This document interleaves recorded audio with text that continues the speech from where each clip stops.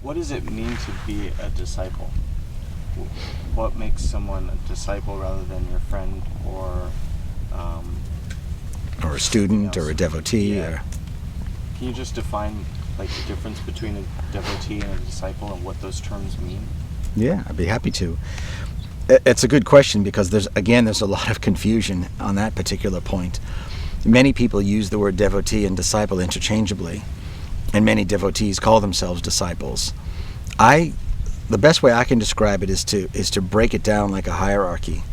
You have students, someone who goes to a workshop or a seminar or reads a book or has some engagement or interaction with a particular teacher, whether or not it's a master. You can be a student of anything. You go take a class at the community college, you're a student. So someone who maybe just sees an ad in a newspaper or a magazine and says, oh, that retreat looks interesting, I'll go to that. That's a student. A devotee is someone who has a particularly strong affinity for, resonance with the particular master, his teachings, something about him, and they just really feel drawn. Like, for instance, in that person's heart and mind, this is a really special teacher to me and I really resonate with his teachings, and so I strive to my best ability to read most of what he puts out and go to his classes and courses when I can, practice his teachings, and really align my life and my practices with what he represents and puts out in the world. That's a devotee. And one can be a devotee of many teachers and masters. But a devotee is much more than a student. There's a definite level, like inherent in the word, devotion to that being.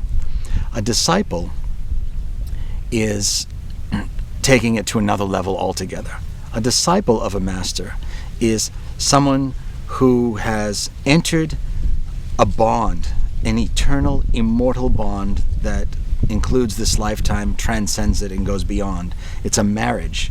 It's virtually a marriage to God itself through the omniscient God-realized soul of that master.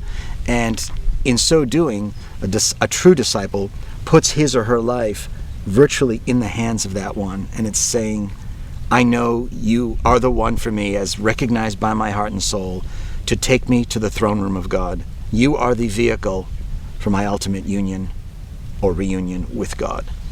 And that's in theory, in essence, of what a disciple is. And then, of course, there's how well one is a practicing disciple, how obedient is someone. Because a true disciple would do anything the master said. If the master said, sell your house, they'd sell it tomorrow. If the master said, jump off the cliff, they jump off the cliff. And people are thinking right away, oh my God, I'll give my power away. And it's like, no. But they're leaving out an important part of the equation. Before any soul will silently whisper or snap the window shade open to an individual's consciousness to reveal to that one, behold, there is your master, there is your guru who will take you to God.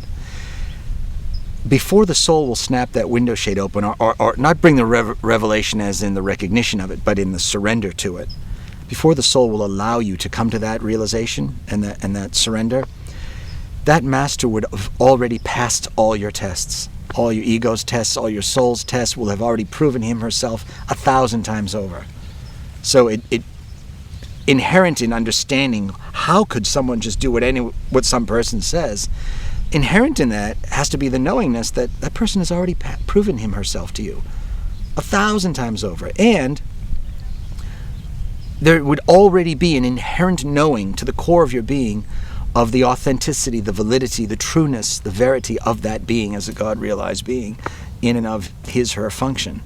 And therefore, there's an inherent axiom in this dynamic, this equation, that is, if you truly know and believe who I am, you have no reason to disobey.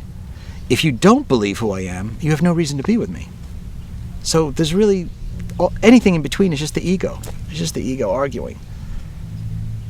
It's like back to what I was talking about, being on the minefield.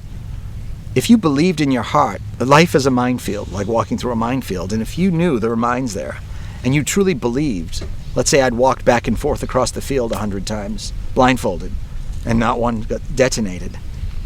I'm using this metaphorically. You've got your proof, so there's no reason for you to not listen to me saying take 2 steps forward, a step left, a step forward. Now, does that mean the guru tells the disciple what to do all the time? No, not at all. The guru is a set of training wheels. The guru is a set of training wheels for your divinity.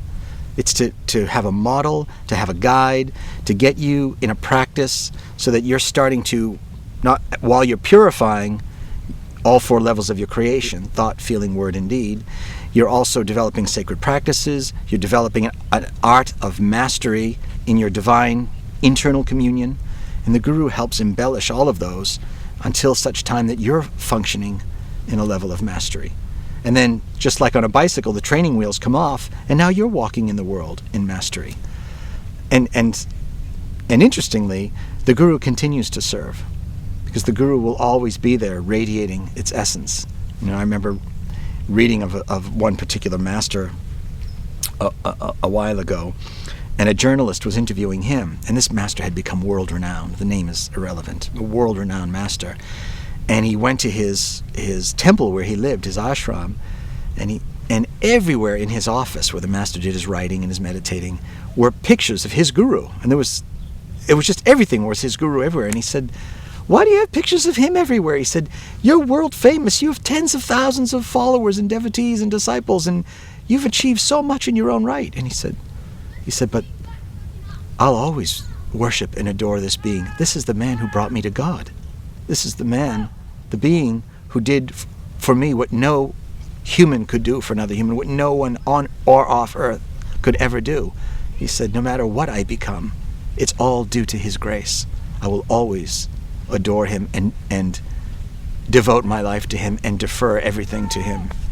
He gave me the priceless, the immortal, the everlasting. I restored my immortality due to his love, devotion for me, and his grace." So a disciple is the ultimate category, one who has entered that bond with the master and trusted his/her life to that master to be delivered to the throne room of God.